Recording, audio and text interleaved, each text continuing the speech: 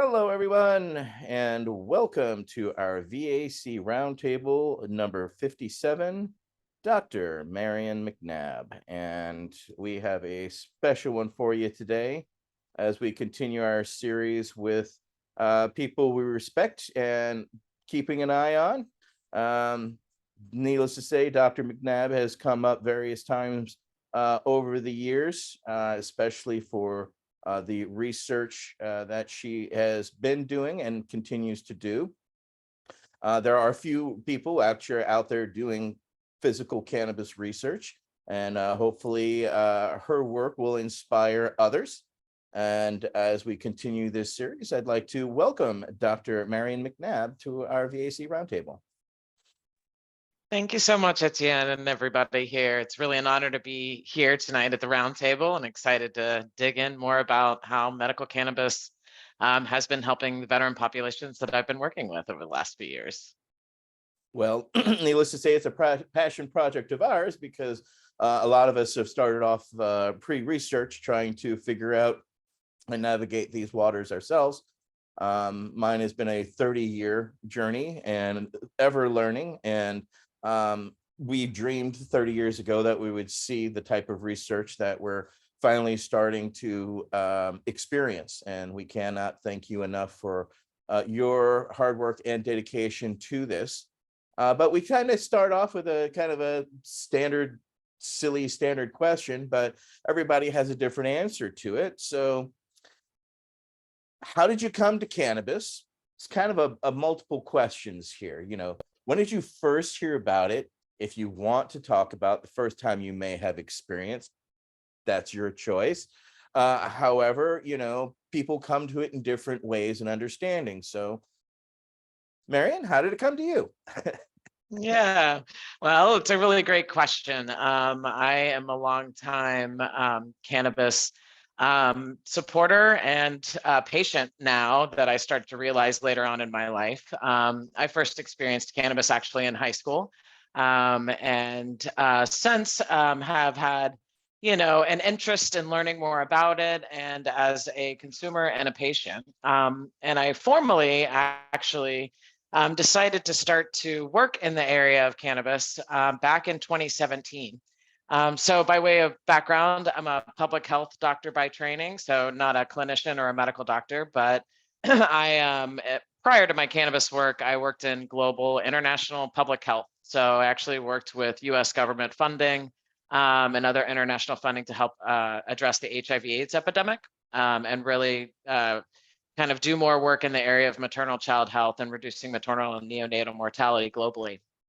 So I was bopping around the world, working with different governments around the world and different nonprofits back in 2017, looking at HIV/AIDS and maternal child health. But I was based out of Massachusetts, and I was flying in and out of the United States, working internationally. And in 2017, Massachusetts passed adult use recreational cannabis legally. And it perked my attention. And I, had realized at that point, I'd had almost over a 15-year global health career working in philanthropy and development, and decided that, I was interested in cannabis and, thought that there might be a real opportunity to apply some of the public health principles that I had been working with internationally towards cannabis. And so in 2017, at the first hearing in Massachusetts of the Joint Committee of the legislature to set up what would be the regulatory structure here and the commission here, I testified, and since then with colleagues testified, I would say over 50, 60 times in the Commonwealth on certain areas of cannabis for the legalization of adult use here and the maturation of medical cannabis. And so testified about how do we promote cannabis research, education, and social justice. And I had attended Boston University School of Public Health to get my doctoral degree. And as it became legal and I started to try and apply some public health principles to public testimony and policy work, I found out about a competition, a cannabis business startup competition at Boston University Questrom School of Business. And I decided with my colleague, my co-founder, to apply for it. And the competition was open to ancillary to the cannabis industry so non-plant touching businesses. So, and it was only open for BU faculty, alumni, or current students. So decided to compete. And what the idea proposed was to create a virtual cannabis center of excellence, which was a way to bring together policymakers, academics, consumers, patients, and the cannabis industry to really drive research forward. And the reason why I thought it would be a great place to do so in Massachusetts is because we have over 100 institutions of higher education here. We have MIT, we have Harvard, we have Tufts, we have a medical centers that are world renowned, great pharmaceutical industry. And so I thought, if you could bring together the policymakers, the academics, the clinicians, the cannabis patients, the legacy cannabis operators, and the current businesses together to drive research and education forward, would be a great idea. So we pitched and we ended up winning the competition to create this Cannabis Center of Excellence, which now I'm the president of, and grateful to be here. There's a lot of more stories about the 5 years that ensued after that winning of that competition, but I think the original draw for me to want to study cannabis was my own personal experience. And I still am a medical cannabis patient, very proud, and helps me live my day to day. So, yeah. Well, thank you. That is very in-depth, very fascinating. And it's always unique how we all arrive here, especially once we're working all towards the same destination is what we're trying to get to, which is a better understanding of cannabis for everybody. I mean, most of us are patients, so we have the patient experience that we have lived and experienced over the decades. And it's great to see that science is also arriving to meet and also back up exactly what veterans are stating. And that's as we work in our work, we both work nationally, and of course we've been working internationally as well. So it's good to know of your experience in history. We may call on you in the future, but nor here nor there. We'll continue our conversation. Our next question will be from Council Member Nate Landau. Council Member Landau. Hi, Marianne. Thanks for being here. My question is, what is your interest in veterans and cannabis? Yeah, thank you, Nate. Thank you for the question. My father is a veteran. My brother is a veteran. When I worked overseas, I worked alongside several service members, really have so back in, and so I have a lot of respect and gratitude for all of our veterans and our service members for the sacrifices that you've made for us and for our country. And I know, and I've heard many stories. Although I'm not a veteran myself, I've definitely heard many stories and the challenges and the difficulties that veterans face when they return from service back to the U.S., both from a behavioral and mental health perspectives. When I started the Cannabis Center of Excellence, as I mentioned, back in 2018, when we won the cannabis startup competition, one of the first things that I did was actually a colleague at UMass Dartmouth. He's a professor in the Charlton College of Business, reached out to me as we were advocating for cannabis research and education around the Commonwealth to see if we could partner, if UMass Dartmouth could partner together with the Cannabis Center of Excellence to conduct research studies. So we first launched in 2018, a cannabis consumer and a patient study. And that study was really just trying to understand from people who were cannabis consumers and patients, what are you consuming this for? How much do you consume? Are you consuming it for health reasons or for adult use or recreational reasons? Where do you find your information about cannabis? And how is it impacting your life? Does it impact the quality of your life? Do you have side effects? Do you support further research in cannabis? And so when we completed that study in 2018, there was pretty significant findings related to the top health conditions that general civilians, consumers, and patients were really finding relief with medical cannabis and with recreational cannabis. And as we were conducting the study, one of the outreach approaches to disseminate the data that we had established back in 2018 was to conduct educational events. So this was pre-COVID, when we were all, back and doing major events together. And that year, we organized 6 different events around Massachusetts and started to gather interested colleagues, advocates. We worked with the Cannabis Control Commission, regulators, different, state senators, researchers, just to kind of, drum up some a community that was really interested in talking about the more in-depth topics. It's great to have the cannabis events that are centered around music, but we were really interested in, trying to drive conversation moving forward. And several veteran colleagues, I started to meet throughout these first years. And one leading veteran colleague here in Massachusetts, his name is Stephen Mandile. He and I had spoke at several different panel discussions that first year. And I was, explaining to him all the different data and the results that we were finding. And he reached out and asked, I think this study would be really, really great if we could do this in the veteran population. Would you be interested in trying this with us? And so I said, absolutely. As my father's a veteran, my brother's a veteran. And so we decided very quickly to partner in early 2019. I reached out to my colleague, Dr. Stacy Gruber, who is at Harvard in the MIND project, and asked her to collaborate on the study as well. She also conducts, medical cannabis studies with veterans, randomized control trials in a different capacity. So she lent her technical and clinical expertise to help us develop the survey tool and the instruments. And we, together with UMass Dartmouth, launched into launching the 2019 Veterans Health and Medical Cannabis Study together. It was a very powerful year.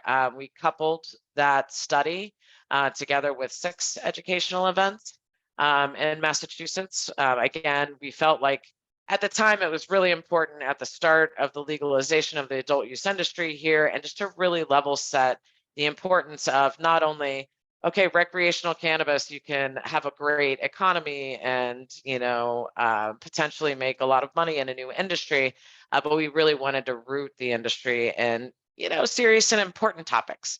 So we led these 6 educational events called the Cannabis Advancement Series. We had, again, same cannabis control commissioners and legislators and state reps, and very, very powerful stories where we invited veterans also who participated in the study to come and share their stories and really try and make a difference here in Massachusetts.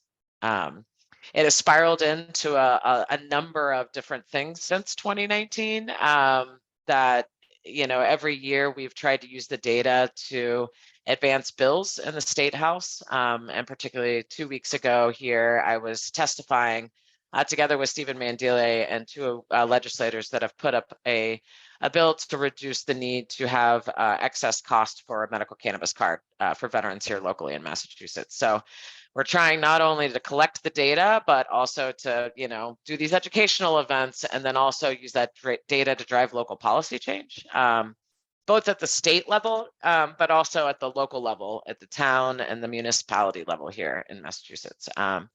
For veterans, I have a lot of results I could chat about if interested, from a recent publication that came out from that study.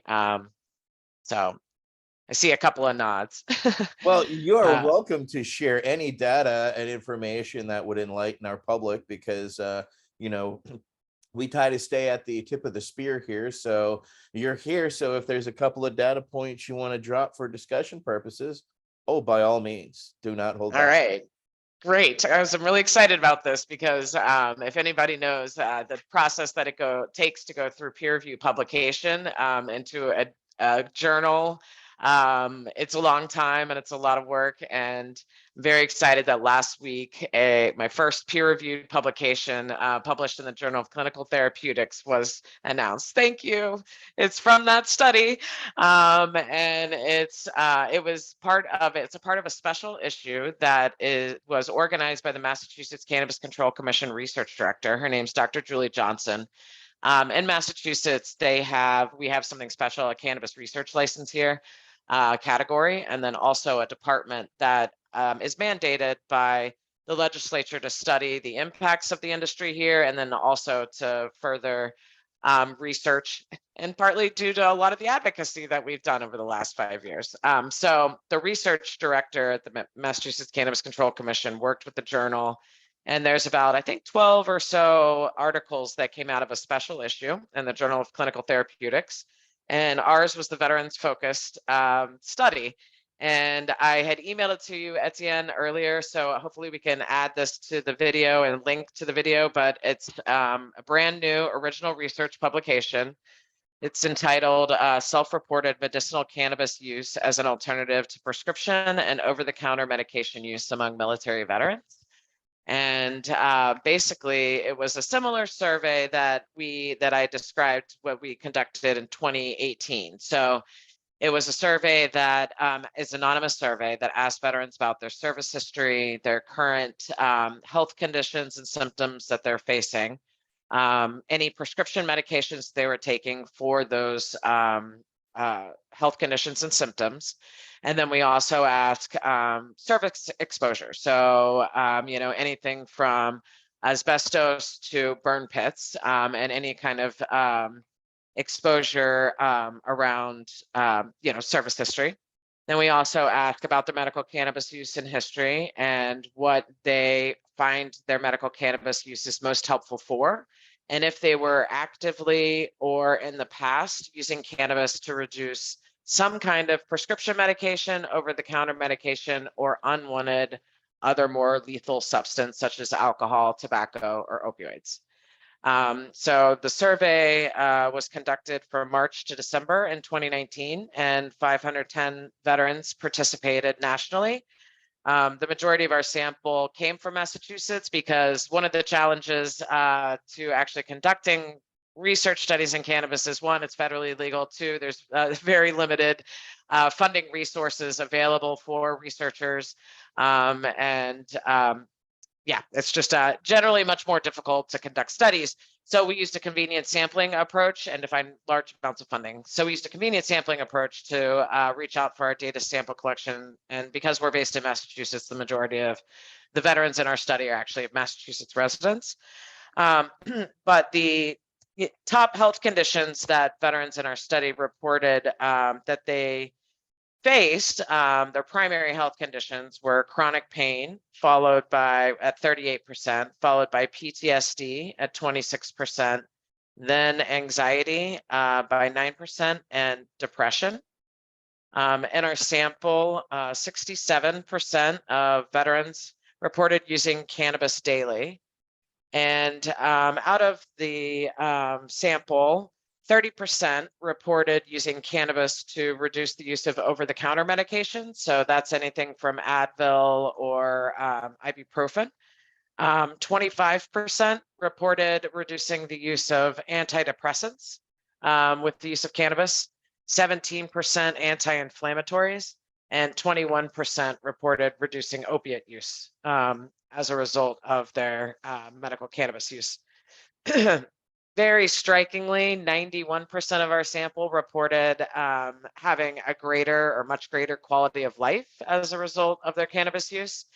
And when we really dug into, what motivated veterans for wanting to use medical cannabis as a alternative to some of these other unwanted medications, what we found was that, in fact, as I said, so when we asked women were when we asked what your intentions were, if you had a desire to use medical cannabis to reduce your prescription medication use, Women were 2.3 times more likely to report that they wanted to reduce their medication use with cannabis. Those that served in active combat were 1.8 times more likely to report wanting to reduce medication use with cannabis. And those that experiencing chronic pain were 2.3 times more likely to report wanting to reduce medication use with cannabis. And women were 3 times more likely to report that they use cannabis for a substitute for at least one prescription or over-the-counter medication, along with daily cannabis users. And so, I mean, this is we all know that cannabis is a non-lethal substance. Nobody can overdose on cannabis. And by also having our veterans in this study report 80% report fewer psychological symptoms as a result, a 73% fewer physical symptoms as a result.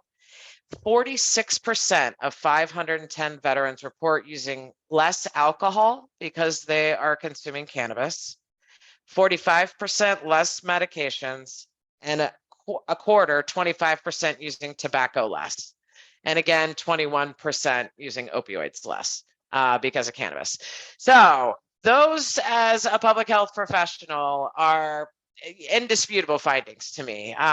You know, as I said, like in harm reduction, we hear about harm reduction all the time.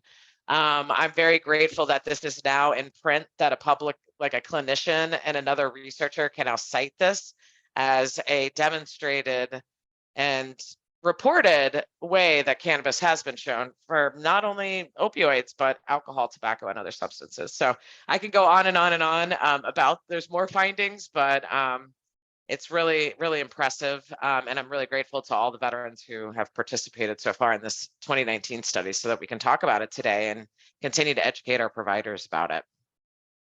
That is amazing data points.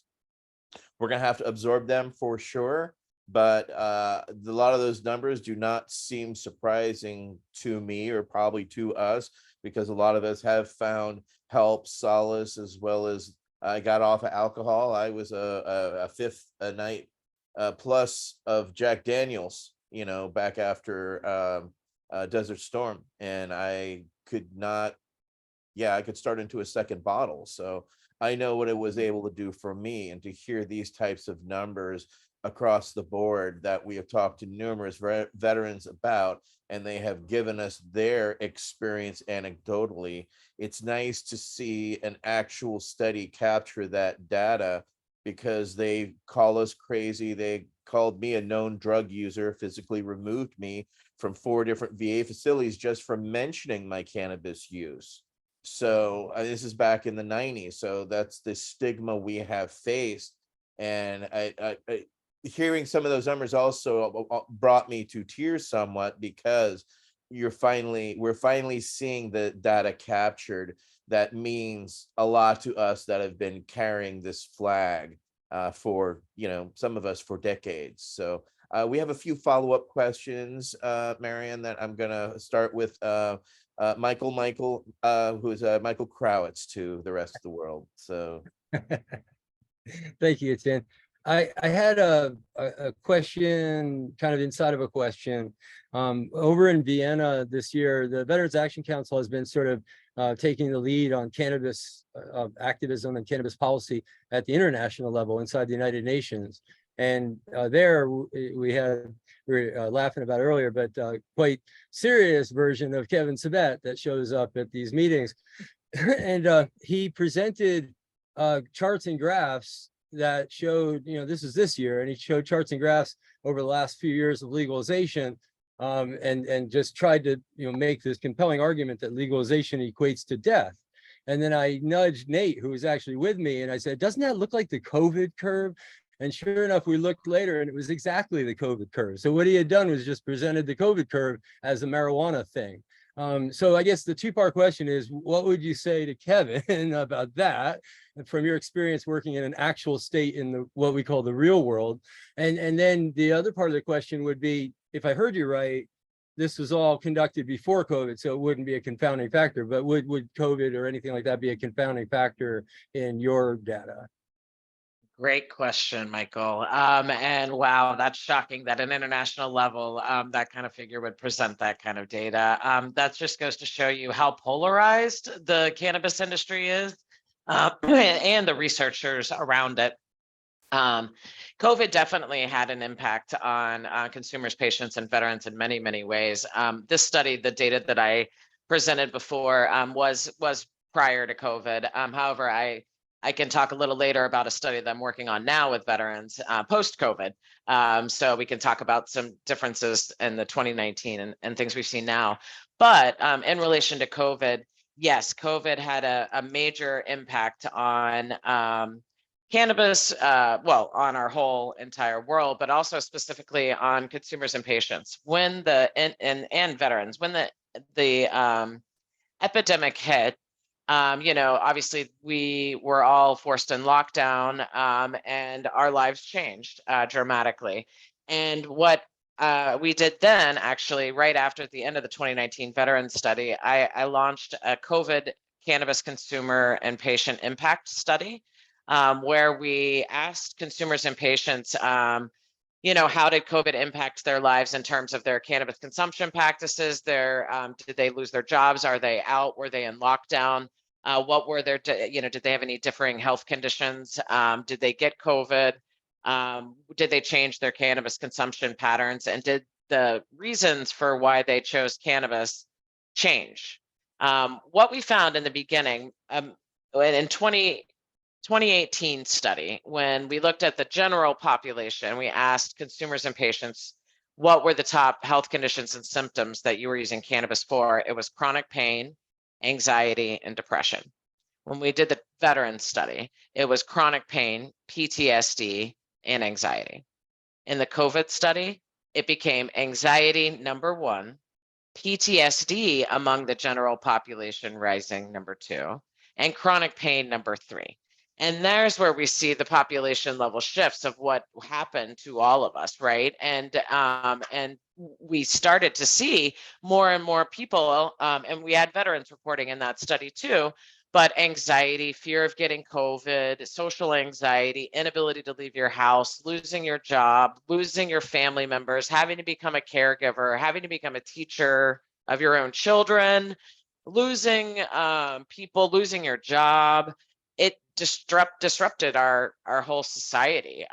We also asked, did you change your cannabis consumption patterns? People went from, going from in social circles, being, cannabis is a very social thing. I have a joint, I'll share a joint with you, to people stopping doing that, preferring to choose edibles. They were scared about inhaling and what that would do for their lungs. And so when I look at somebody, going back to your question, Michael, about if I was on the international stage and presenting that, I would say there'd be, that is not the right way to say a combination of legalization, has anything to do with, a negative impact necessarily on our population health and wellness as it relates to cannabis. If you zoom out and look at, there's been several studies and researchers, public policy researchers and studies that have going on that really have looked at the impact of legalization on health and wellness in the United States and on youth consumption. There is no real evidence that youth are increasing cannabis use. There is compelling and interesting evidence about the impact of legalization of recreational medical cannabis laws on opioid epidemic, and whether that is related to a decrease in deaths, a decrease in prescription rates, and the potential role it can play. There's a lot of other factors that are in play when you look at the opioid epidemic and cannabis legalization. It's not just one doesn't directly impact the other. But I also think that within the COVID epidemic, wrapping this all up together, the COVID epidemic has actually made the opioid epidemic exponentially worse, and much worse in populations that were already vulnerable. Because one, you can get oftentimes those medications mailed to you or right there. And social isolation that happened with COVID really drove the lack of, or let's say, reduced the available resources and supports for people who are really trying to deal with substance use and addiction. I mean, became very restrictive. So I think it's a very nuanced, you have to look really in depth to what these numbers and these public health and population trends say. So to your colleague who presented in Geneva or at the international stage, I would want to really look into the methods that they use to make those associations negatively. So. Well, thank you for that very concise and very in-depth breakdown there that helps people understand the situation a little better. Next up is Michael Green with a follow-up question, and then we'll continue with our questions. Right, actually, this is more of an aside. Number one, congratulations on the publication of the paper. Two, you may want to reach out to Canna Keys, CANNAKEYS.com. I can send you that, Marion, and that's Uwe Blessing's site. They would love to have that research made available. Cool. Yeah, it's publicly available. I will give it away to anybody who wants it and can cite it and use it. All right. Next up, I'd like to welcome a newer member. Peggy Jones is going to ask our next question. So, Councilmember Jones, you're up. Good afternoon, Dr. McNabb. Thank you for being with us. Can you please discuss the first responders that use cannabis as a tool to reduce opioid use? That's a really very important question from a couple of angles. So one, first responders, if we think about first responders, we've got veterans, we've got firefighters, we have emergency respondents. There's, I think, one, we need to really provide access to our first responders to medical cannabis. I think there are some restrictions right now that we really need to overcome because our first responders deal with a lot of crises themselves. And I think they could really use some more access to medical cannabis. So one for themselves, for their own dealing and for their own health, because they see a lot of trauma and they experience a lot of trauma. That perspective, like I said, I think we really need to do more work on. A couple of years ago, I really wanted to work on a study for firefighters, for example. Right now, they're tested often for cannabis, and I think that we can play a role in helping, active, as long as they're not on duty, but use it as a medicine. But in the sense of cannabis as a tool from first line and the opioid epidemic as well. So there is clearly demonstrated clinical evidence, and in Canada and in other states and in certain clinical settings, cannabis in Israel and others, can be used and as an active role in addressing opioid epidemic writ large. So if we look at from an individual clinical perspective, actually, Dr. Peter Grinspoon, I'm really glad that he was part of y'all's. He's been here also at the Roundtable, very eloquent clinician who really has a lot. He just published a book called Seeing Through the Smoke, and has a very concise yet very eloquent chapter on how cannabis can be introduced as an adjunctive therapy when dealing with an individual, trying to reduce their opioid use or prevent starting from it, starting opioid use in general. So one of the ways that cannabis can be used, and from his perspective and from the perspectives that I've studied and from stories that I've heard and data that we've collected, is that cannabis can be used to prevent the start of opioids in the first place. Cannabis can also be used while in opiate therapy to reduce the amount of opiates that you need in order to start to wean off of actually using them altogether. And then the third way is in when withdrawals and maintenance off of opiate use.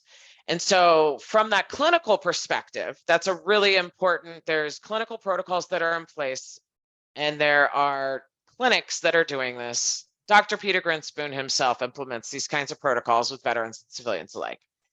What's missing is that the VA cannot do this right now. The VA is not allowed to learn. The VA is not allowed to recommend. The VA is allowed to ask, but the VA is going to put this in the healthcare, into the VA health record, but they're not empowered from a knowledge perspective or even a regulatory or an administrative perspective to actually intervene here. And that's a real problem.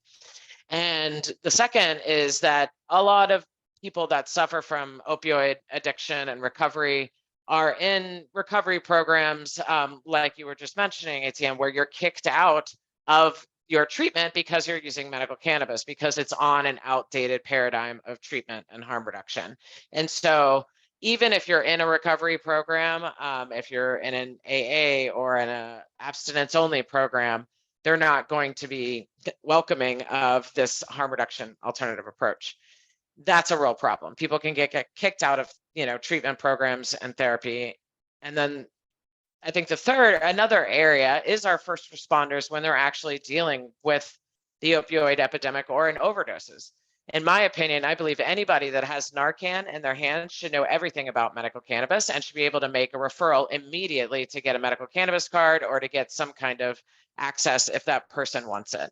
And so our first line responders are our EMS workers, our firefighters, all being trained, in medical cannabis and knowing how they can, at least educate post, as part of harm reduction process and protocol. Actually, excitingly, we have a study launching here at the Cannabis Center of Excellence. I'm launching another study next week that's looking at anybody who's currently using cannabis to reduce any type of opioid use or recreational drug use, or have done so in the past, or have any intention to do so in the future, learn more about it, to participate and be able to share some of their voices, and then we can be able to provide some more resources out there for others who might be interested in the future. Right on. Next up will be Councilmember Al Byrne. Councilmember Byrne. Dr. Marion, thank you so much for being with us tonight. This is a very, very interesting conversation. Thank you so much. And this question I'm going to ask isn't fair. I know that. Because what went down for this question was long before your entry into the scheme of things. But back in 2005, a professor at UMass Amherst named Lyle Craker applied to the DEA to grow cannabis at the University of Massachusetts to expand the availability of different types of cannabis, et cetera, et cetera. And the case went to the DEA.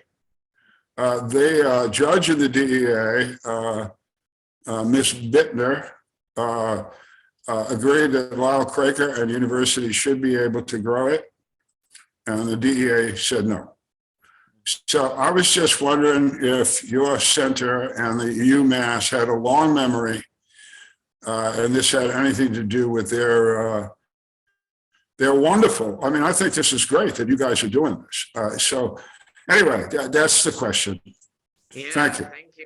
Thank you, Al. That's a really good question. So back in 2017, when I started this work, the first thing I did was try and Google everybody. I'm a collaborator. I really like to collaborate, especially in an area like this, where it's already so difficult to do studies and work and to advocate. And back at that time, I found Dr. Gruber.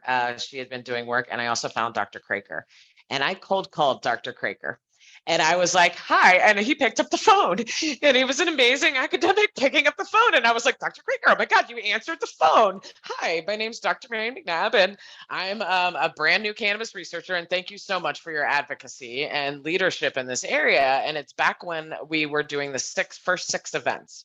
And one of the events that, before I started the veteran study, and one of the events that I had invited him to speak to give his experience on exactly what you mentioned and about his work in medicinal plants. And he had agreed to come give a talk, and he was one of our keynote speakers at one of the events. And the only reason he didn't show up is because his wife got very sick the like couple days before, and he couldn't come. And then he had retired after that. So I was like, oh, I never got to meet Lyle Craker, or like, but I had talked to him. And I very much respect him and all the work like of him, and also Dr. Sue Sicily and anybody who had been involved in this fight way long before I have. And it's really sad that UMass hasn't, that never was able to kind of get that license. Interestingly, at UMass, there's UMass Amherst and different departments, and I actually partnered with Dartmouth. And so when UMass Dartmouth reached out, we had, because of the difficulties, what Lyle Craker wanted to do was study the plant at, and physically grow it and study it. And what we decided to do at UMass Dartmouth was to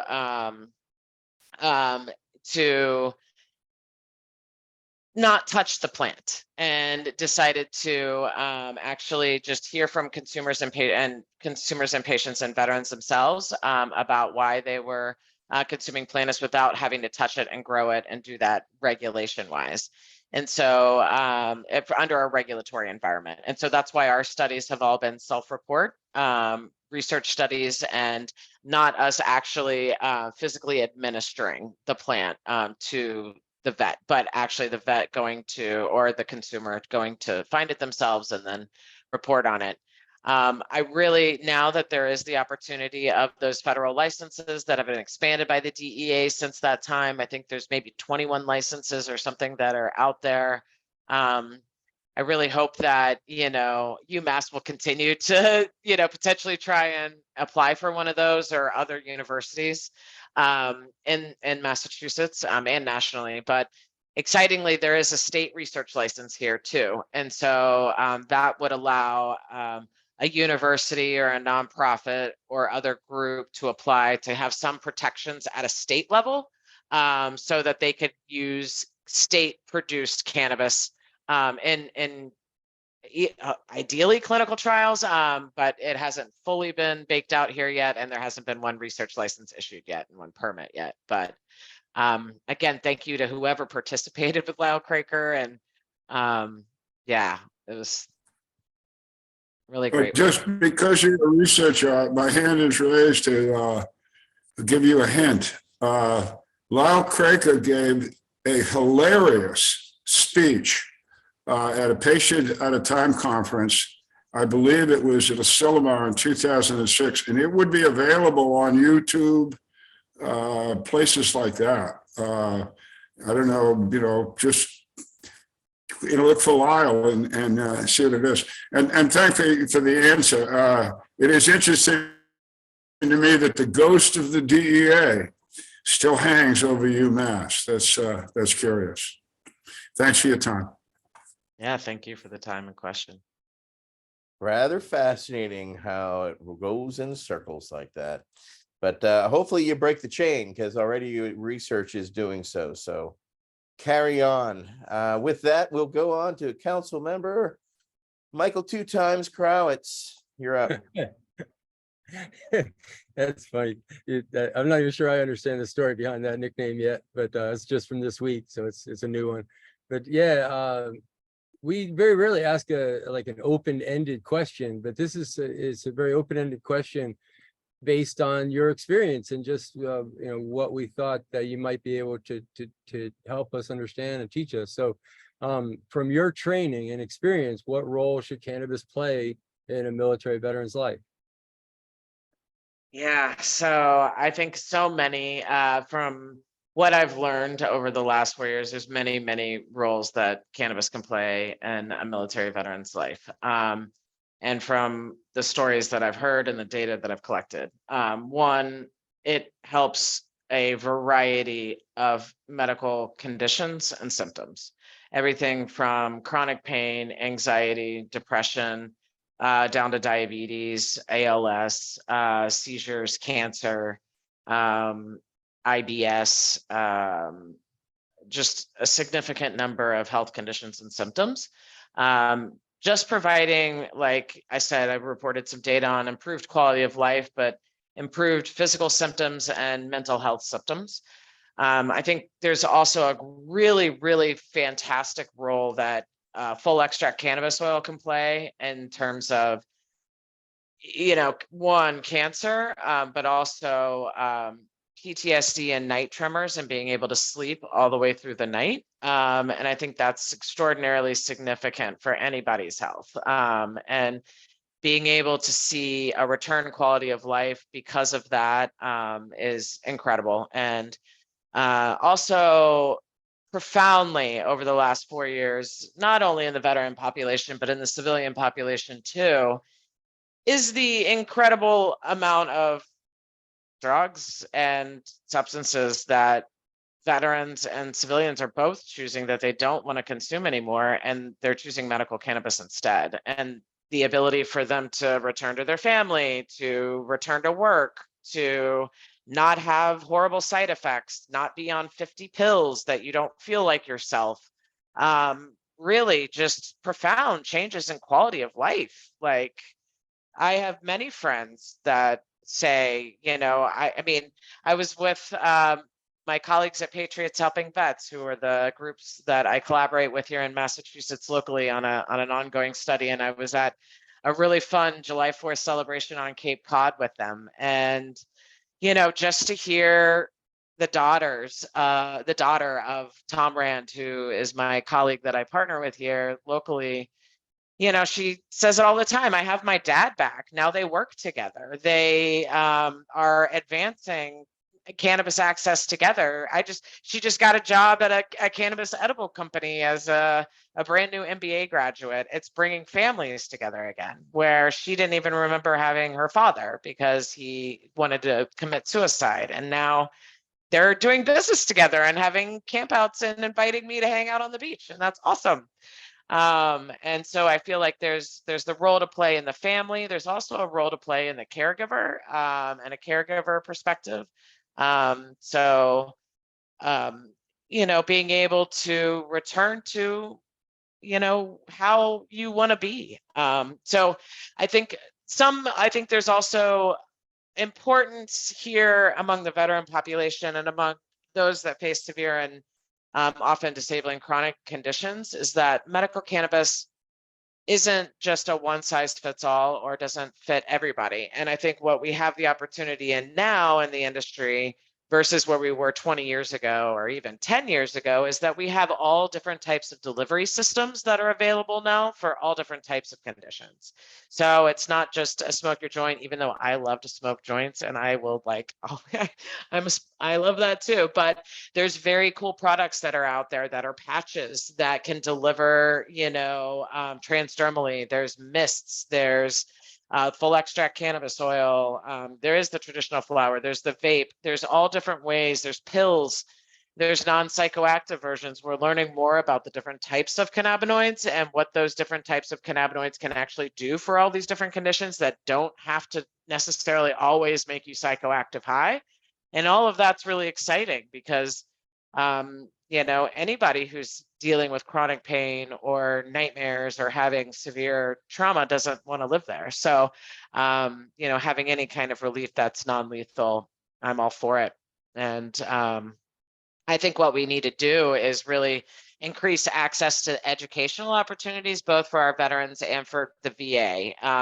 In terms of some of these nuances, if you are consuming some of these drugs, you don't want to, you would like to use an alternative, how can we help you in lieu of the VA not being able to help you, right? So if the VA is not able to give you that clinical recommendation, we need to get practical information out there, is my thought, because veterans are doing this. I mean, it's part of life, just as you said, Etienne, this is a 30-year struggle for you. So how do we get information and resources out there to veterans that are using this right now to help them use it better and more effectively?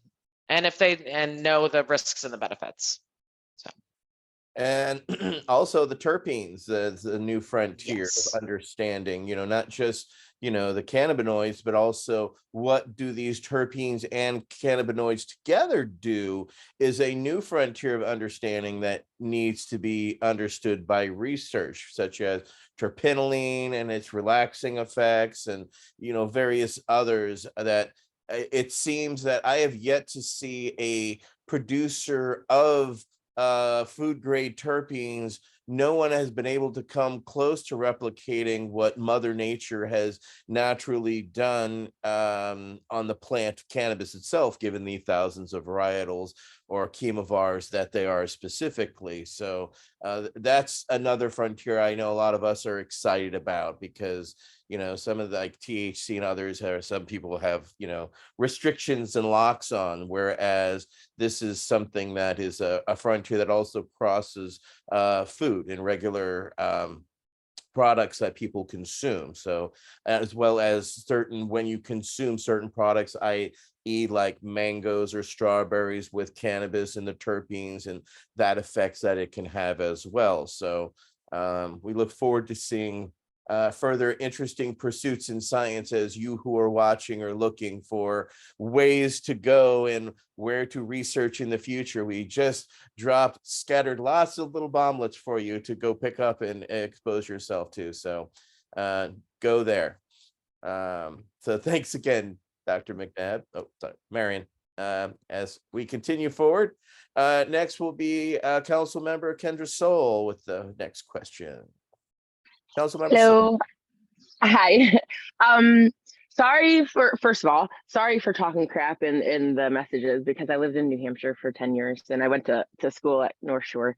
So, but my question is, what can Massachusetts teach the nation about medical cannabis, and what policy do you wish you could adopt from another state? Yeah. Thanks for the question. So I think one of the things that I guess other states could learn from Massachusetts that's exciting, but I think we also need to work a little bit more on, and this I would say is our state social equity program. So, and that's on the adult use side. So Massachusetts has adopted the first in the nation statewide social equity program that really tries to prioritize workforce and ownership access to those that have been negatively impacted by the war on drugs. That program also prioritizes veterans and other disenfranchised and marginalized populations. And so while we do have a state social equity program that does prioritize veterans employment and veterans ownership, we are lagging far behind on programs and having high rates of veteran employment and ownership. Although we do have a lot of great veteran owners, I still think we have more work to do. But I feel like that state model of prioritizing veterans to have access into the industry from an ownership and a worker perspective is really important. From the medical side, I feel like our state has a lot of work to do. But I do believe that we are a little bit advanced on the cannabis research in terms of having a license opportunity for businesses who wanted to become a cannabis research license holder in the Commonwealth. There are some provisional applications that are submitted, but there's not one operational cannabis research company yet here. But that may be an area where hopefully we could be is Massachusetts providing some examples for other states to be able to think about in the future. We are lagging behind on cannabis research funding for those research licensees or entities. Other states have dedicated funding for cannabis research and for cannabis research for veterans specifically.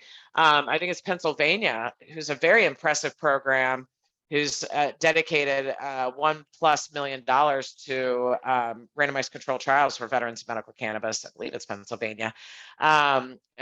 So, and correct me if I'm wrong. If I'm not, I'm probably wrong, but I will go back and I can remember the exact state. But there are, I know that California and others have dedicated $20+ $30 million to conduct cannabis research studies.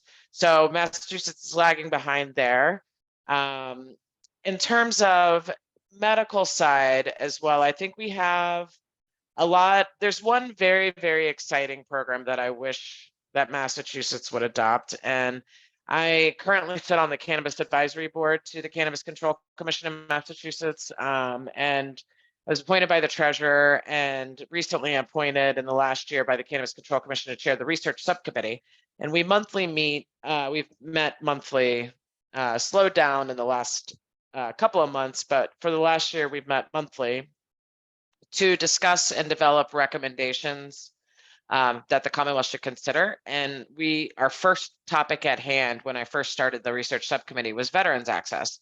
And so we actually ended up developing, I believe it was 7 recommendations that we submitted to the Cannabis Control Commission. And among those recommendations was actually to consider adopting SB 38 in California, which is the Dennis Perone and Mary, I believe it's Mary Baker Act. I'm going to pull it up right now.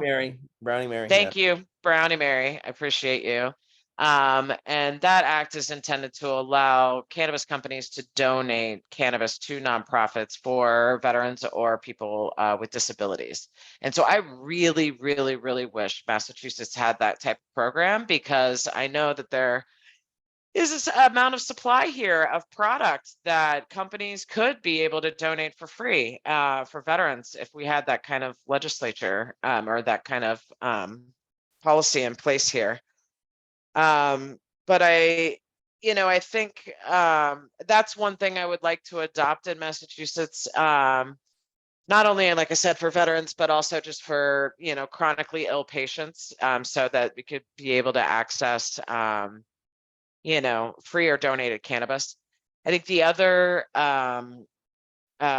legislature or kind of policies that we've been advocating for here in Massachusetts is for a veteran to not need to have to spend the extra money for a third-party medical cannabis card annually, which can be up to $150, $200 a year, and that they should be able to use their VA paperwork and their diagnosis as proof that they have a chronic long life condition and not need to pay annually. So that's policies. There's different policies in North Dakota and some other states that we've used to advocate for that here. Anything to reduce the barriers to access from a cost perspective. The biggest barriers in this study that was recently published to veterans accessing was cost to get a medical cannabis card, cost to maintain a consistent and supply of cannabis and the exact type that you need. And then one of the third barriers was actually the right to own and carry a firearm, in addition to having a medical cannabis card, which is a whole other conversation. But going back to the point, I think, having any policies in place that really aim to provide low or free cost access to veterans or people with, 100% disability, I think would be amazing here. Other lessons that I think Massachusetts should adopt is medical reciprocity. So I can go to Maine and I can buy cannabis, but Mainers can't come to Massachusetts and buy. And I think if we had that reciprocity, it would also probably encourage our local Massachusetts medical producers to produce more products and more quality. The last policy plug that I'll put in, that we put in as one of the recommendations at the Cannabis Advisory Board to the Commission, was to make incentives for medical companies to develop products that are for medical patients. What I've seen in the Massachusetts side, and I don't know about in other states, is that you see a lot of the same products on the medical side that you see on the adult use side. It's just a different, higher level of milligrams, because you can buy more as a patient, and there's not really much diversity. I don't see a lot of full extract cannabis oil here on the market. I don't see a lot of these unique products that medical patients could really benefit from.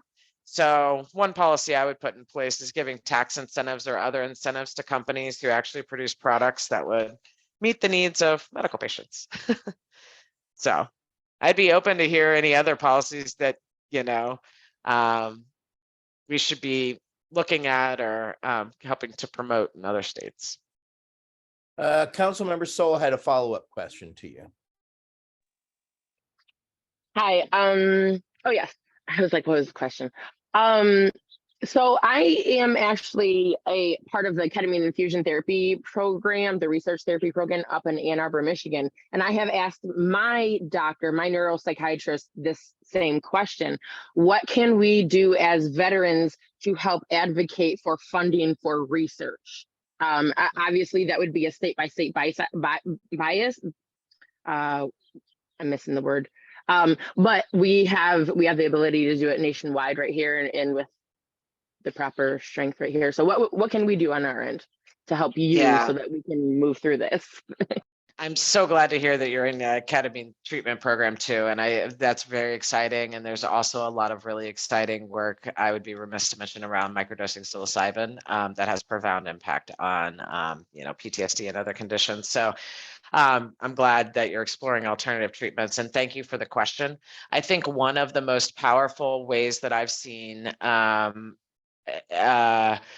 in testimony in the United States, at least in where I live in Massachusetts, is sharing your story and sharing the information and standing up to the policymakers is extraordinarily important. And being able to say, this is what I went through, and this is this, and being brave to do so, because it is not easy to stand up and repeat your story over and over and over. And it's very painful. But it makes the world of difference. And I think for policymakers to hear from veterans themselves, and I also think for our regulators, what's people that are designing and making these funding decisions, hearing directly, whether that is, in the form of sending an email, a Zoom meeting with your legislator, a phone call, or standing on the steps of the State House, and, with a bullhorn. That's one area. I also think, petitions, and, other ways to reach out. That's for public policy money. I think there's a real opportunity. There's a lot of money being made in the cannabis industry. And I think there's an opportunity for public-private partnerships. And I know Brian Buckley and others are leading these initiatives as well. And, I think there's a real role that we could play to bridge the corporate and the government and create public-private partnerships where there's investments in our veteran population from multiple angles. I also think really educating our VA providers and really empowering our VA providers with free education. And so seeing the demand at the clinical level can also really, maybe potentially drive dollars to conduct studies in this area. But really, I also think, research is very, very important. But I think we're also seeing, and everybody on this call may testify to that, is that veterans are using cannabis right now, and it's providing relief for many. So also finding ways to make it more affordable and accessible, for those that find relief, including some kind of, in the future, hopefully health insurance coverage or other kinds of ways that we can make sure it's not $1,000 a bill a month to stay off 50 medications, and it goes to a reasonable amount. So that's something why Berkeley Patients Group, which is my dispensary, we've been giving away free cannabis for 24 years now, because we always saw that understanding that there was always going to be low-income patients, those patients that were surprised you've got stage 4 cancer, and they show up. And one of the things that we're working on which is going along the Canada model, is looking at getting some subsidization to our veterans in legal states, because the cost is so high. And everybody is on fixed incomes, and the cost of everything and inflation has gone through the roof for these people on fixed incomes. And for people who have to decide on food or cannabis is the same shameful feeling between having to decide between my medicine and eating.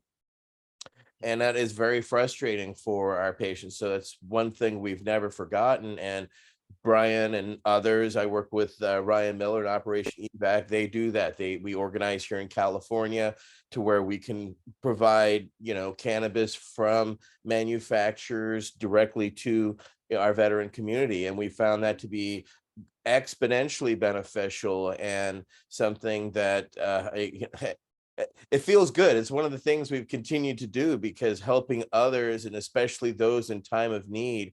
Today I got a letter from a patient who unfortunately went towards self-harm, and was able to get through that and came through and bought some clones today and was finding therapy and grow therapy. So different ways that people can navigate these waters of cannabis in these current confusing times, whereas hopefully in the future with your type of research and as others come online, that those murkier waters will become more clear for us veterans to take that information directly to our VA doctors because again of our high turnover rates of the doctors that we see unfortunately in the VA system. So that's something for that we ponder all the time as veterans. Councilmember Laughter, it's great to see you, and you have a follow-up for Marion. So Councilmember. Yes, I'll start off by apologizing for being late.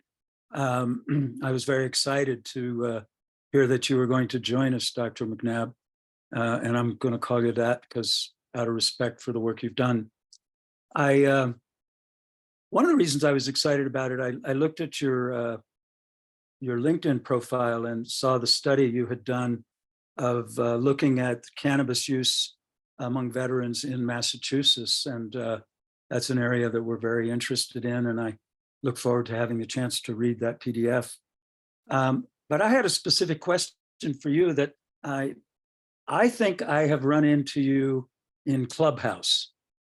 And in Clubhouse, you spoke frequently and fervently about regenerative practices in the cultivation of cannabis and how important that was to making high quality medicine. And I'm a firm believer in that point of view. And I wondered if you would take a minute to talk about the importance of people having the opportunity to grow their own and what difference the practices one does when growing your own can make in the quality of the medicine you can produce. And again, thank you for your joining us today. And I look forward to hearing what you say. Yeah, thank you so much for the question. And yeah, thank you for that's really exciting that you found me on Clubhouse and that topic. Thank you, Laughter. Yeah, so I have been a big proponent of organic and regenerative growing practices, living soil, for a variety of reasons. One, I believe you should, love nature as nature, and especially up in Maine, there's a lot of, a lot of living soil and a lot of really regenerative growing practices that I believe produce better medicine, rather than, so I'll preface this with, I am not an experienced cannabis cultivator at all. I've learned a lot over the last 5 years. I want to have my own field of plants. I just currently am restricted from where I live to being able to do so. But I do believe in living soil and all natural organic practices. And I've learned a lot of sustainable cultivation practices. How do you not use a lot of pesticides and a lot of runoff to hurt our environment? And have worked on several different, a study in the past with sustainable agricultural and growing experts on making sure that we are, as an industry, also not hurting our environment, because large scale grows, when you're using these large scale pesticides and runoff, can be really detrimental to our ecosystem. And by some of these large scale grows using lots of water and lots of energy, how do we make sure that we're energy sufficient and using renewable energy? And so I've worked with a lot of colleagues around asking them to come to present at events and really shed light on sustainable cultivation practices. So I really appreciate the question. I started partnering with a group called Patriots Helping Vets. It's it's a national group, but here locally in Massachusetts, where their whole premise is to teach vets how to grow themselves. And they give away free grow equipment and seeds and do sort of horticultural teaching as part of therapy. And just by working with them in the last year and a half and watching some of their members, how many members have really turned around their life, having just by starting growing their own medicine, having something to look forward to every day, and giving them a new thing to be able to cultivate as their own medicine has been transformative to a lot of these members. And that's just the foundation of this group. And every time I go in and watch how people are so grateful just to even, sort of learn and receive any kind of, being able to ask questions and then have community around that. I have mites, what do I do? So just all sorts of community, one just from your own plant therapy to you're growing your own medicine, you're cultivating it, that routine, having to take care of something every day, and something to look forward to. And then being able to reach out to other colleagues and ask questions and form community, and then be able to consume what you grow. It's kind of a full circle. I can't wait till I move out of where I'm at so I can have my plants. But I think it is really important. And I think it's and I guess I'm a snob in the sense that I don't really like distillates. I don't like highly extracted cannabis. I like whole live plant.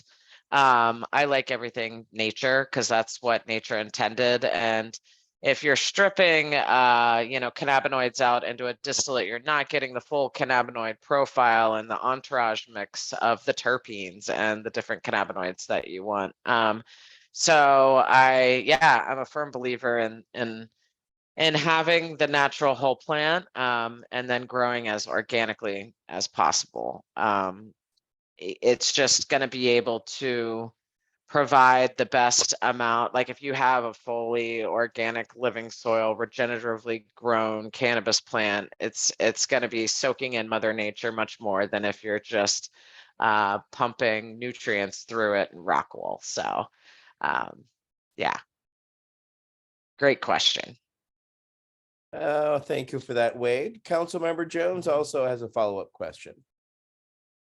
Yes, I'm curious, since we have endocannabinoid receptors, if there's been any attempt to do hospital studies to see if actually cooking the cannabis into the food, doing the whole carbonation process and everything, and mixing it into the food of the patients to see if it actually will help speed up and enhance healing, because not only humans but other mammals as well have endocannabinoid receptors. So it would make sense that we need cannabis to help and facilitate healing. I'm just curious if there's been any studies or if there's any thought in doing any studies, because if we could grow it, then I would be putting it in my food. But where I live, we're not allowed to grow it. Thank you. Yeah. Well, I hope we can get allowed to grow it where you live really soon. And it's an excellent question. We all have an endocannabinoid system, and prior to cannabis being the war on drugs starting and cannabis being removed from, in the marijuana tax, it actually was part of our regular feed for our animals and our livestock, which then we had cannabinoid rich food that we were eating. And so when we see at that time period, when the war on drugs started to happen, cannabis and hemp become illegal, hemp's removed out of our endocannabinoid system. I'm not saying this is a direct causes, but you'll see the rise of other types of health conditions and issues, autism and other conditions and nervous system conditions that, we're now coming back around to 2023 saying that, cannabis is actually having an impact on seizures and an impact on autism and an impact on some of these other conditions. So I believe firmly that a lot of us, and there's data and evidence that's out there, and other researchers like clinicians like Dr. Russo and Dr. Gruber and other leading experts in the field have shown that we do, and have mentioned that we do have endocannabinoid deficiencies. And so, and what is interesting about all of us and about cannabis is that it's such a personalized medicine and a precision medicine. So each one of us is different. And so while You and I may both have anxiety. Our anxieties may be driven by different things, and our endocannabinoid tone and our tenor may be different. So we may not be taking the exact same thing that would relieve our anxieties. But it goes to show that, yeah, having, endocannabinoids in our food system and in our food is important. Hemp hearts and other ways that we can supplement our diet I think are really interesting to look at. Like you don't have to smoke cannabis just to balance your ECS. I think there's other ways, like I said, incorporating hemp into your diet. But being aware, and I think our general public is largely aware in general that we have an endocannabinoid system. And it is a functional system that has receptors, and we have our own endocannabinoids that feed it, and that we get, cannabinoids and terpenes not only from cannabis, right? Terpenes are a part of nature. It's part of, the smelling of things. So, and all of those interact with our endocannabinoid system in different ways. I think what'll be really interesting is also to see there haven't been any major studies of a hospital right now that I would see that would supplement food for patients and see that's impact on health if they opted in. I think that would be fascinating to do. I think that would be a really interesting study. But I also think food, there's some enzymes in people that can't process edibles when it goes through their system. So, there's still more science to learn. Sometimes people could take 1,000 milligrams of an edible and not impact them. Otherwise, other people, they're out. I would say from the hospital-based studies, Israel is probably your best bet. If they are doing something like that at a hospital level, they can have cannabis as a first line therapy there, or Canada coming up. But it gives me an idea. We have so many hospitals here in Massachusetts. Let's see if one of them patients would opt in. I don't think you would have a problem finding people to opt in. I think your problem would be at the research level than the cannabis, but we're getting there step by step, and the change is happening. I mean, look, we now have multiple, up to 10 different facilities now growing medical grade cannabis besides what El Soli was doing in Mississippi. So, the times have significantly changed, and to break that glass ceiling was its own access to the diversity of cannabis. We saw the U.S. government order more CBD varietals as well. So we know that there's going to be research, or there is ongoing research happening because they're ordering that. So we can see what's going on and see, somewhat, but at the same time, it's a whole new frontier, and we definitely need to hopefully this is also inspiring others watching too, that you can pick up these and run with it and go get your doctorate with something this fun. Who knows. Next up will be Council Member Michael Green.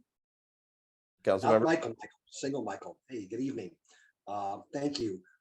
This last question is fascinating, Peggy, because that segues into my question. Before I forget, though, Dr. Bridget Williams send regards to you, Marion. Oh, nice. Hi, Bridget. The encouraging cannabis crowd, I think, is attending. So my question really goes to, actually, I'll break it up a little bit.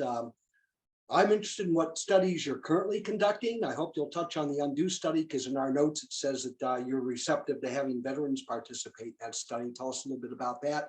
But in addition to the current studies, and based on what was just said, what kind of other studies would you like to see? And by the way, what are the major impediments you're experiencing as a research and furthering those studies? Yeah, very great question. And yes, I am very excited to chat about the ongoing research studies that we have going on at the Cannabis Center of Excellence. And there are still lots of impediments to conducting cannabis research studies that I'll chat about. But right now at the Cannabis Center of Excellence, we have a research study. So based on the 2019 Veterans Health and Medical Cannabis Study. Those results, the main barriers that we found, as I mentioned, for veterans accessing cannabis were cost to obtain a medical cannabis card and cost to obtain a consistent supply. I'm so glad, Etienne, that you have been donating and as part of the program to be able to give, and legally be able to do that, give access and donate. We don't have that capacity here in Massachusetts, sadly. So we had to come up with a really creative study design in the last year, and very low cost, low burden. I designed a program called iCount for veterans. And it's a platform to connect cannabis brands with veterans to conduct cannabis research studies.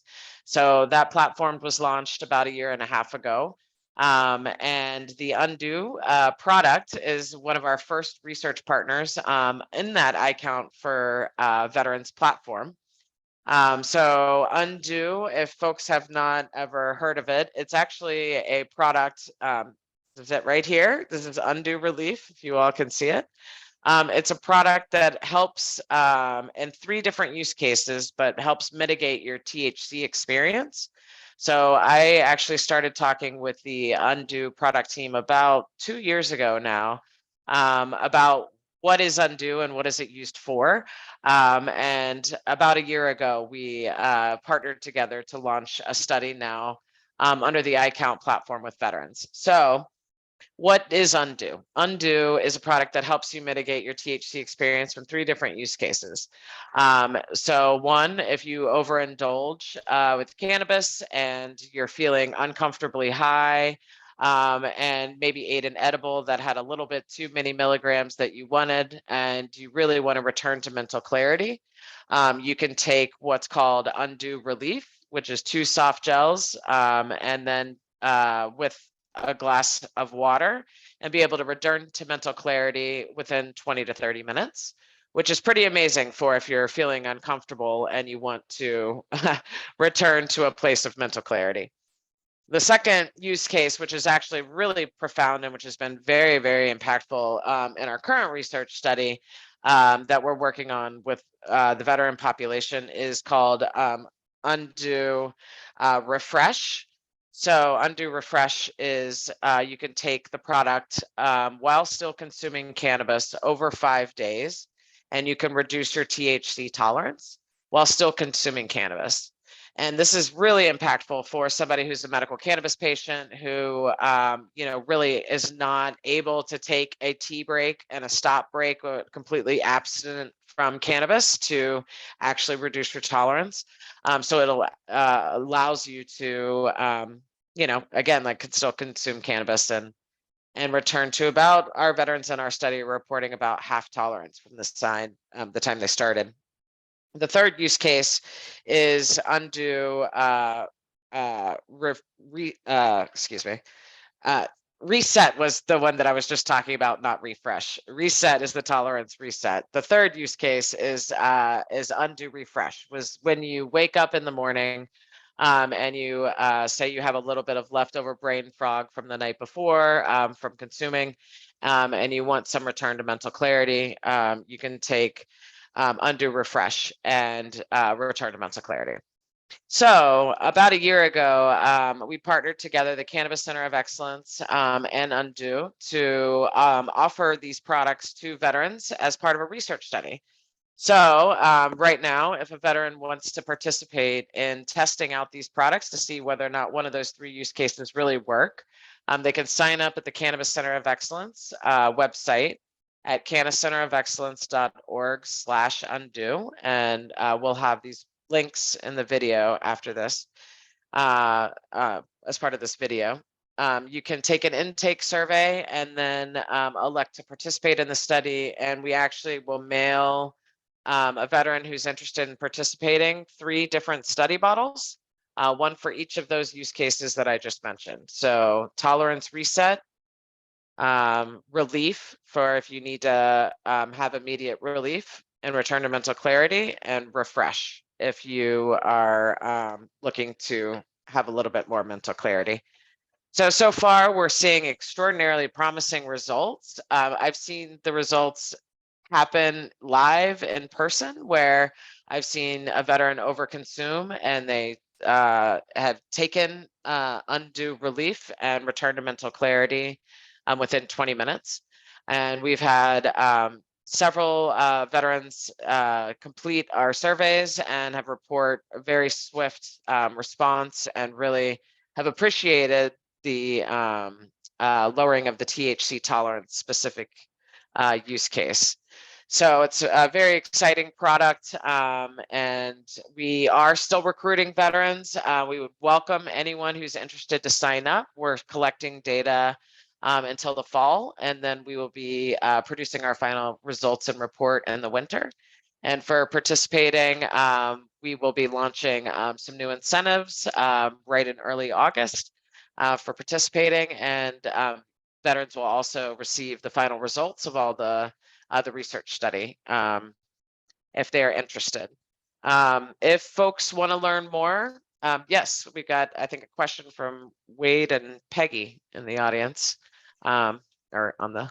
Yeah, Peggy will go first. Yes, I was curious. I know quite a few people have run the pharmaceutical gamut for ADHD in particular. Are there any studies nationwide to get those added to list? Because a lot of people I know have returned to cannabis because they found particular types actually suit their ADHD better than anything they found anywhere else. And so I was curious if that's looking to be added. That is a very good question. And lots of people in our studies are reporting finding benefits from, for ADHD symptoms. ADHD is not necessarily listed as a qualifying condition in Massachusetts, although there's the ability to select any other type of condition. So ADHD could be added to the list. I know that people in our studies will report reducing Adderall and other ADHD medication use with cannabis, but I don't know of any specific studies that are looking at ADHD specifically as like a primary health condition or symptom that they're looking to research. But from my studies, several people have report using cannabis for ADHD symptoms and reducing meds. Thank you. I've inadvertently been using it for mine, and I come to understand that, and I'm a very high functioning cannabis user because of my ADHD. Yeah, funny. Councilmember Laughter. Yes, thank you, Chen. Dr. McNabb, I'm fascinated by the Undo product. And as a formulator of many years myself, when I think of the various situations that you're hoping to ameliorate, if you will, it occurs to me that certain cannabinoids and terpene combinations would be effective in those products to have those desired effects. Are you comfortable to discuss what are the components of Undo? I realize there might be non-disclosure agreements in place or trade secrets and whatnot, but it sounds like a fascinating product, especially for seniors that might be naive to the use of cannabis products. So yeah, I'm just interested in what's involved in those products because they sound wonderful. Thank you. Yes, thank you for the question. And I am not the founder or the formulator, I'm the researcher. But so the key product in Undo is olivitol, and it's actually derived from lichens. So it's non-cannabis, and it's a natural ingredient. And to your point, I think it's and what it does is really works to reset your endocannabinoid receptors. And so there are other products out there on the market, or there are other ways that people would say, hey, if you are feeling uncomfortably high, maybe you could use black pepper, or if you could use other types of ways to reduce your uncomfortableness. This actually naturally works with your endocannabinoid receptors and does it efficiently every time. And so there's more science that you can find on the Undo website about it and about the nitty gritties of it. But I think you bring up an excellent point of seniors and how its applicability for not only seniors, but for anybody who's cannabis naive. Because the moment somebody who is a senior or even cannabis naive and they take a little bit too much of an edible or a little bit too much of a smoke, it could be a problem. So you would want to return to mental clarity. People don't like feeling uncomfortable in that way, especially if they're a new consumer, and it may turn them off from ever trying it again, which is a real problem because they could be finding a lot of value in it. For seniors also, if they're uncomfortable, they could get a little dizzy. It can increase risk of falls, which could be detrimental to an older person. So we really want to prevent the falls, and having that as a safety net, this always in your pocket. If you ever try something and it's uncomfortable, if like, take this. I think the other real benefit for what I see with Undo is if you're a chronic, and this is in my case, so I'm a heavy medical cannabis patient. I consume a lot of cannabis, and I consume cannabis both in flower form, edible form, and in vape form. So my tolerance can get really high, which makes my bill and the products less likely to work for its intended purpose as I've continued to use it, and the price for me to pay much higher.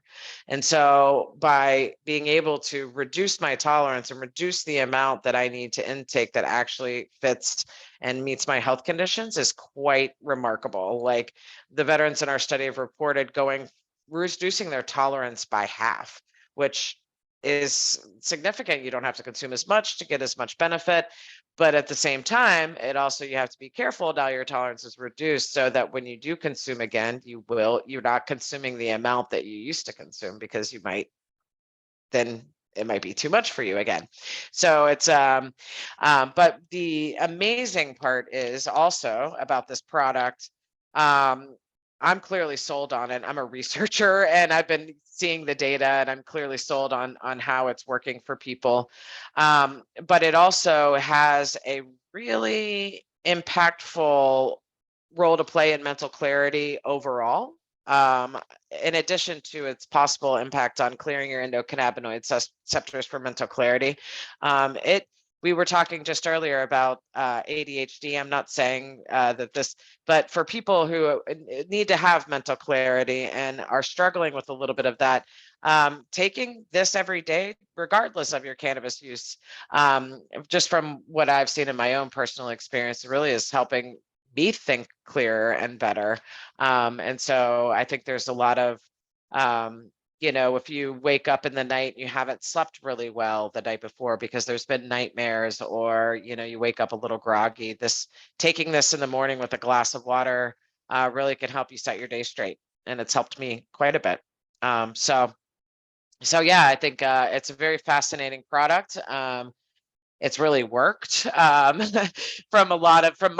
my own self, but also, from a lot of veterans who've reported benefits from it.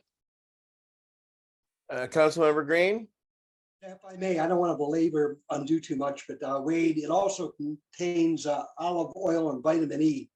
The Undo product, it has no cannabinoids, no sugar, no caffeine, for whatever that's worth. I also wanted to ask, though, I didn't intend to really tie it up too much with Undo, although it's good to hear what you have to say about it. What other studies do you currently have going on, if any? And aside from the questions you've already kind of addressed, what would you like to study that you don't currently have on the table? So I don't think we've quite completed that. Yeah, thank you. So the other studies that we have going on right now, and thank you for asking that. So under the iCount platform, we have one other study that's a local dispensary in Massachusetts named Good Chemistry. So they have signed up and offer discounted pre-roll packs for veterans. So if you're in Massachusetts, you can go into one of the Good Chemistry locations and get a study-priced pre-roll pack and be able to report on its outcomes using the Tetragram app or on paper. And we really are grateful to Good Chemistry for partnering with us, and for the Undo product partnering with us. we do have an exciting new iCount for Veterans study that it's not even on our website yet, so I'm going to pre-announce it here. We're going to launch next week. It's with a product called Entranced, and it's an oral THC mist. So I'm really excited that the company has joined on our iCount as a small study partner, and to be able to provide a small amount of products for veterans to test on the THC oral mist side. So stay tuned for that.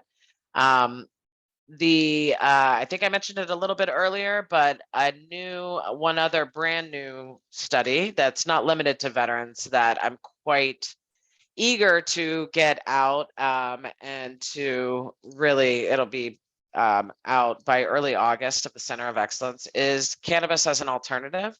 I know we've been talking a lot, cannabis as an alternative, prescription meds, opioids, over-the-counter medications, but more and more increasingly, we're facing a really bad street drug epidemic here in Massachusetts and nationally, with heroin, fentanyl, and other street drugs. So this study is aimed to ask anybody who's trying to use cannabis to reduce any type of substance, alcohol, tobacco, heroin, fentanyl, opioids, any kind of street drug, if they're using cannabis to reduce that, to share their thoughts and opinions.